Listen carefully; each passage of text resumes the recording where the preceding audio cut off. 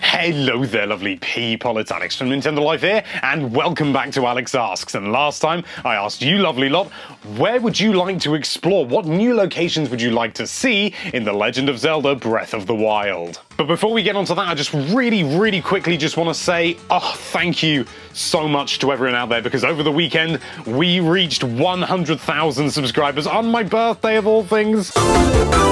It was the best birthday present I could ask for. Well, the second best, but there's something pretty special. That's exceptional. In the future, I will be doing a much more substantial thank you video when we get the silver play button and everything like that, but it's the first video where we got 100,000. Just wanted to say thank you. But anyway, here's just what a few of you had to say. The True Villager says, I want to visit many villages. Apart from the standard Kakariko, to be honest, it'd be great to see so many. We have seen multiple ones in the trailers, so fingers crossed, and surely Hyrule Castle will be there, but this time I actually want to go properly inside it, not just on the grounds. I wholeheartedly agree. I'm almost as excited, maybe even as excited as you are to explore all the brand new villages, and it's just going to expand the world so tremendously and make it feel much more alive and vibrant. I mean, in the past we've had, sort of scatterings of stuff, but it's never really felt that organic, so this is going to be a really lovely thing to explore. So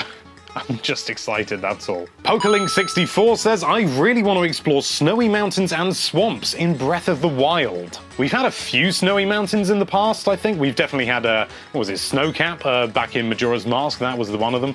Have we had any others than that? Probably. But swamps, that's an interesting thing. We haven't had many of them. We had one... Oh yeah, again, we had one in Majora's Mask. The only one I thought of when I picked that comment, when Errol picked that comment, was the one in Link's Awakening on Koholint Island or something. I can never remember how you pronounce it. Hunter says, I want to explore Link's pockets and see how he holds all of those items. I do hope you're trying to be literal there and not trying to be a bit cheeky. Andre Wilson says, hey Alex, I'm hoping to explore a forest like the Everwoods in Monster Hunter 4 Ultimate. That would be lovely. You've got my vocabulary down to a T, haven't you? That's a really interesting idea, actually, to have some sort of procedurally generated woodland and things like that where it's different every time you go in and you sort of you'd have to go into it rather than just wandering. Oh, you could do it with the Lost Woods, couldn't you? That would be interesting. That'd be a strange way of doing it. Or better yet, why not a dungeon like the thing in Wind Waker, on Outset Island, the big head that you blow up and you go down and there's all those monsters and everything, and you have the little checkpoints and everything like that. Imagine that, but with like procedurally generated rooms and procedurally generated enemies. Well, at least the groups of them. I'm not talking about random enemies every time. That would be complicated. Citrus simply says, I want to explore Alex's cellar, which is a little bit concerning that somebody would want to explore my cellar. I hope you're being literal again there, but I don't have a cellar, so I mean, you can do if you want, but you'd be looking bloody hard. Tim Bartier, or Bartier, says, one of my favourite parts of Wind Waker is when you enter the Temple of Time and it's all black and white as it's locked in time. Likewise, I love the way the Shadow Realm was done in Skyward Sword.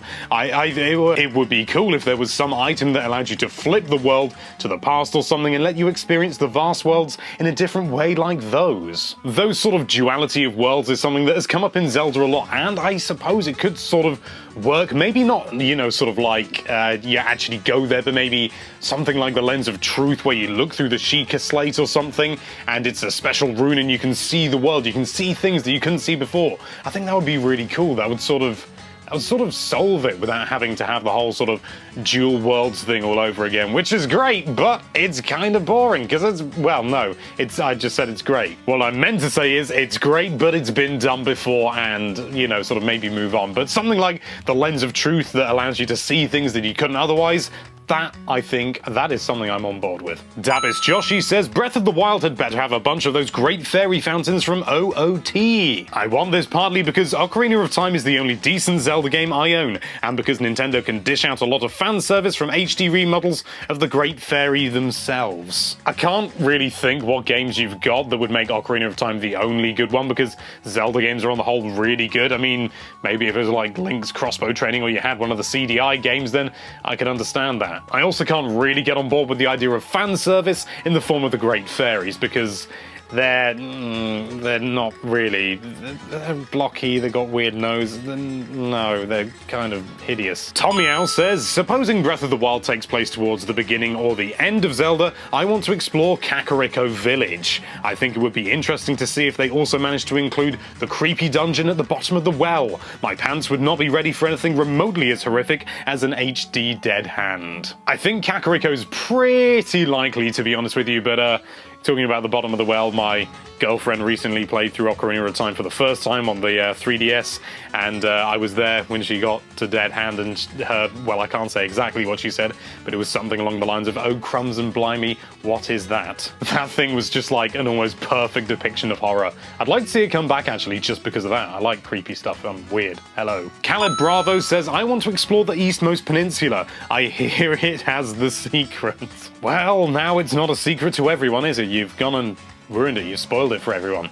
Caleb, why? Seriously though, I think it would be great to have like a little Easter egg or something like that. If there is some sort of eastmost peninsula, you go over there and there is actually a secret there, and you know, it's something you'd never think of, somewhere you'd never think about going to, and you go there and there's actually a secret. That would be great. That would be a really nice little subtle reference to, what was it, Zelda 2? Pretty sure it was Zelda 2. Yeah, it was. Scroogegasm says, in Breath of the Wild, I want to explore Waluigi's mansion, which is an area 20 minutes into the game where Waluigi kidnaps you and you play as him for the rest of the game. I've just got this wonderful image of Waluigi running around the gigantic Hyrule, just going around going, wah! Also, the game over screen, you just go, wah! Everybody cheating but me!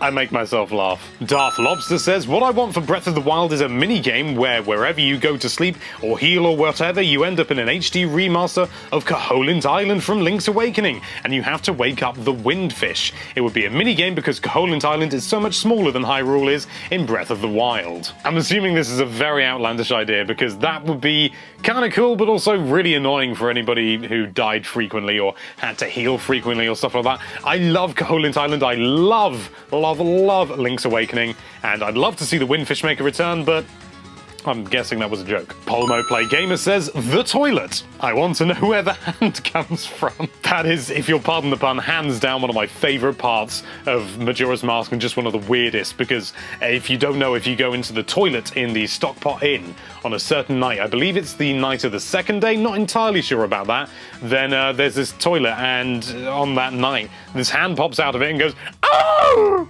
Oh! And it's really weird. You give him some paper and he goes, yay! And it's just ridiculous. And finally, Zelda Legend says, I might do more burning than exploring, P. But if one wishes to burn new things, then surely one must journey to new areas and explore.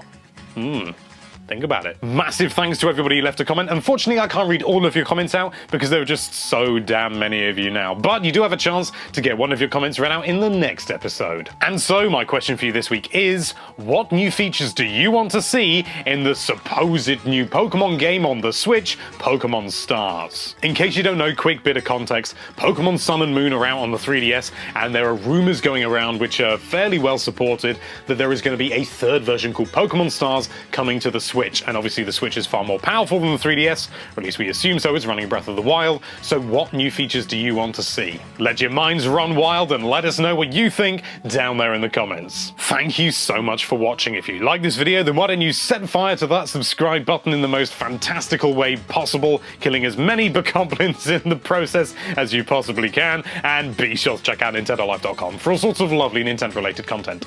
Thank you again for watching. Bye bye.